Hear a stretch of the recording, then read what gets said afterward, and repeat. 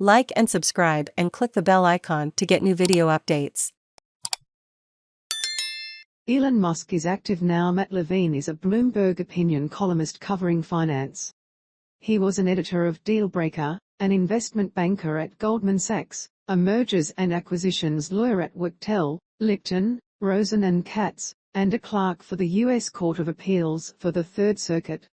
At Matt Levine Elon on Monday morning, Elon Musk filed a Schedule 13 grams disclosing that he owned 9.2% of Twitter Incorporated, which was a fun surprise. Part of the fun was that a 13 grams is a form that is used by passive investors who do not plan to meddle with the company's management, and that doesn't sound like Elon Musk. Activist investors are supposed to use the more detailed Schedule 13D. But Musk checked the passive investor box. Fun choice. Part of the fun was that Musk's 13 grams seemed to be late.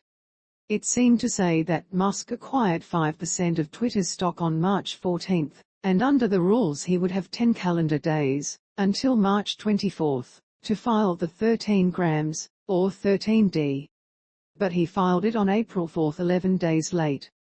On Tuesday afternoon, Elon Musk filed a Schedule 13D disclosing that he owns 9.1% of Twitter.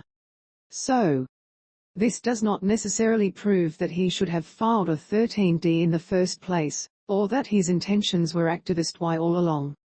Between Monday morning and Tuesday afternoon, various things changed. Musk tweeted a poll about adding an edit button to Twitter. Also, Twitter announced that he was joining its board of directors. He was just buying stock as a passive investment. He disclosed his stake. Twitter called him up and said, "Hey, I see you bought our stock. Would you like to join the board?" He was like, "I had never thought of it, but sure." They wrote up a brief agreement. He got to work polling his followers about what he should do as a director. But then he said, "Hang on though, I'd better file a 13D. You know what a stickler I am for securities regulation? I guess that is possible." He was tweeting polls about changing Twitter's policies in March. He's been talking to Twitter about joining its board for weeks. It all feels like a stretch. If he needed a 13D yesterday, he probably needed one earlier. But his 13D does prove that he should have filed whatever he filed earlier. The trading exhibit in the 13D shows how many shares he bought each day. He started buying at the end of January, crossed 5% on March 14, and should in fact have filed a 13 grams or 13D on March 24. He acquired about 13.1 million shares after March 24, at an average price of $39.06. The stock closed at $49.97 the day he announced his stake. In rough terms, he saved $143 million on those purchases by filing his form late. People would have sold the stock at $50 if they'd known Musk was a big holder, and he was legally obligated to tell them, but he didn't and bought at $39 instead. If I were the director of the Elon Musk division at the U.S. Securities and Exchange Commission, I would absolutely go after him for that money. 2. I don't know why he missed the deadline.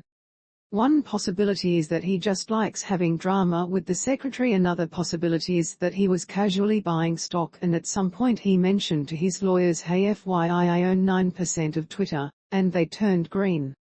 I do not know why his broker didn't stop him. Like, if you are a broker and you buy 9% of a company for a guy, you really ought to send him a link to the SEC website. There's no reason to expect Elon Musk to be conversant with beneficial ownership filing rules, except that he's a public company CEO. Or to talk to lawyers voluntarily, but that is part of the broker's job.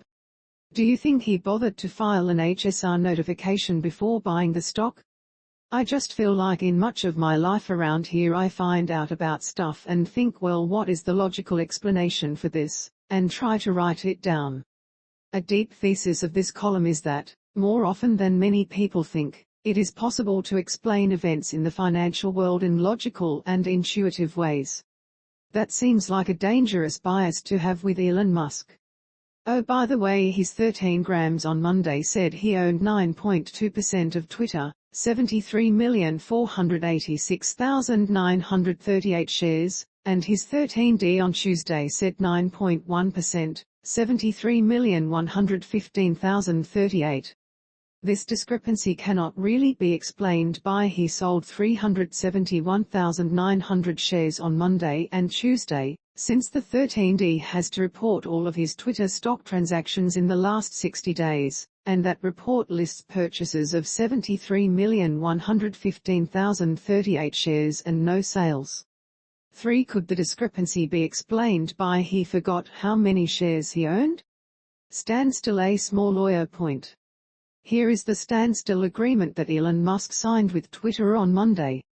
It has 3 numbered paragraphs. 1. Musk will join the board. 2. He won't go above 14.9% of the stock as long as he's on the board, and for 90 days after he leaves. And 3. A tiny bit of legal boilerplate. It's great. This is the sort of thing that lawyers can do if they put